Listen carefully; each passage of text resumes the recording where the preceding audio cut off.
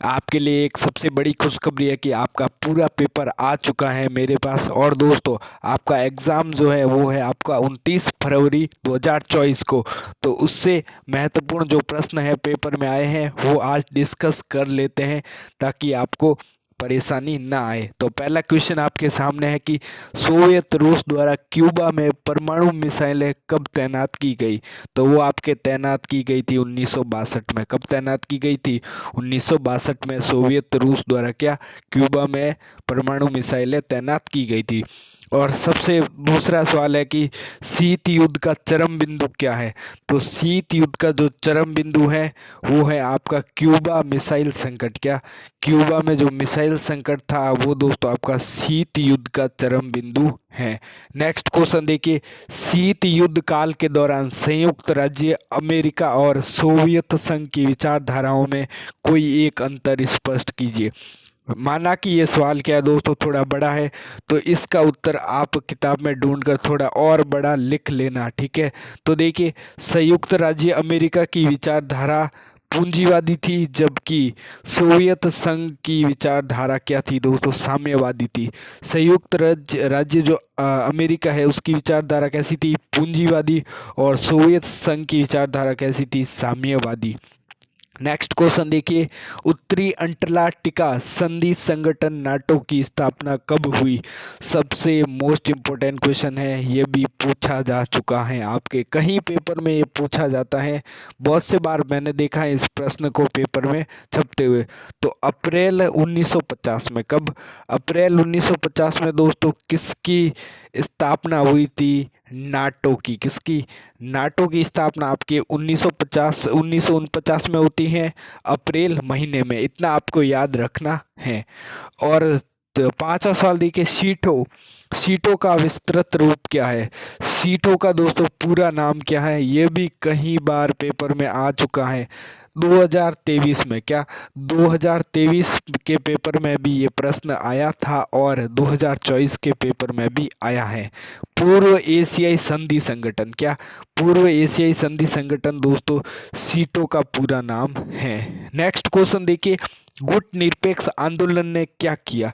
गुट निरपेक्ष जो आंदोलन है उसने क्या किया? तो देखिए, गुट निरपेक्ष आंदोलन ने नव स्वतंत्र राष्ट्रों का दो ध्रुवीय विश्व की गुटबाजी से अलग रहने का मौका दिया। क्या? दो जो गुटबाजी है आपके दो विश्व की, उसे दोस्तों अलग रहने का क्या किया है इन्होंने? मौका दिया है। नेक्स्ट क्वेश्चन देखिए, मार्शल योजना से आप क्या समझते हैं। मार्शल योजना से आप क्या समझते हैं? दोस्तों वीडियो को ध्यान से देखना, तभी आपको समझ में आएगा, वरना आपको समझ में नहीं आएगा, ठीक है। तो देखिए, अमेरिका ने यूरोप की अर्थव्यवस्था के पुनर्गठन हेतु जो जबरदस्त सहायता की वह मार्शल योजना के नाम से जानी जाती है। मार्शल योजना आपको समझ में आ गया होगा इस क्वेश्चन को देखकर और इस उत्तर को देखकर। अगर मैं आपको क्वेश्चन लिखा था तो आपको दोस्तों उत्तर समझ में नहीं आता, आपको उत्तर जो है किताब में ढूंढना पड़ता। तो देखिए, नेक्स्ट क्वेश्चन देखिए, अब गुट निरपेक्षता का अर्थ बताइए।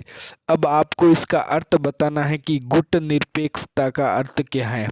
तो देखिए, गुट निरपेक्षता का अर्थ है किसी भी गुट में सम्मिलित न होना तथा अपनी स्वतंत्रता नीति का अनुपालन करना। क्या क्या करना दोस्तों? अनुपालन करना ही क्या है? गुट निरपेक्षता कहलाती है, या फिर इसका अर्थ होता है। नेक्स्ट क्वेश्चन देखिए, शीत युद्ध के काल में किन दो विचारधाराओं में तनाव चल रहा था और क्यों। तो देखिए, मोस्ट इम्पोर्टेंट क्वेश्चन है, ये भी दोस्तों 2023 में छपा था और 2024 में भी छप चुका है।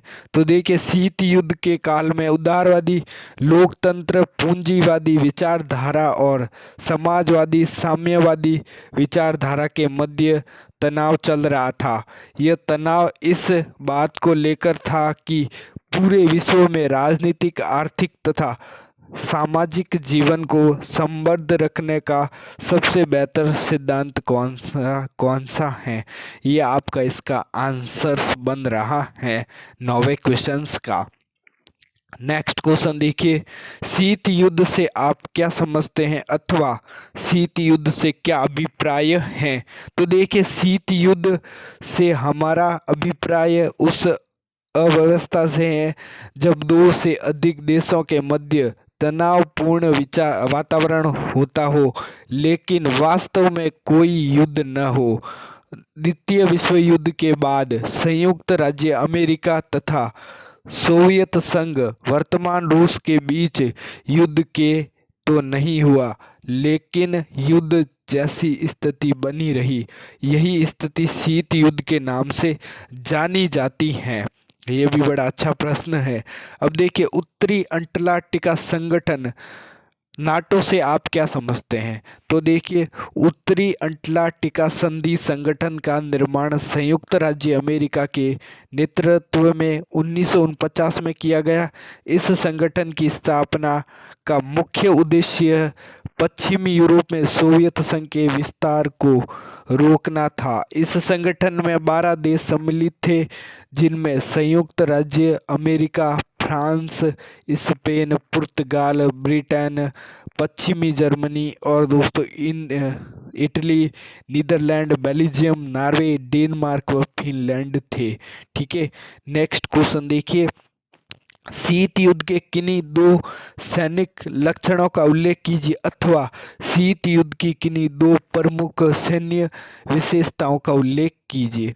तो पहला उल्लेख आपके सामने है दोस्तों कि नाटो, सिएटो, सेंटो तथा वारसा पैक्ट इत्यादि सैन्य गठबंधनों का निर्माण करना तथा इनमें अधिकाधिक देशों में सम्मिलित करना, ये इसका पहला उल्लेख हो गया। दूसरा उल्लेख देखिए दोस्तों, शस्त्रीकरण करना तथा अत्याधुनिक परमाणु मिसाइलें निर्मित करके उन्हें युद्ध के महत्वपूर्ण बिंदुओं पर स्थापित करना। यही दोस्तों शीत युद्ध के दो सैनिकों के क्या है, लक्षण थे। अगर दोस्तों आज का पेपर आपको अच्छा लगा तो इसे लाइक शेयर सब्सक्राइब जरूर कीजिएगा और इसे दोस्तों वीडियो को आगे शेयर जरूर कीजिएगा ताकि आपके मित्रों की क्या रहे दोस्तों, हेल्प हो सके इस वीडियो से। तो धन्यवाद, जय हिंद, वंदे मातरम।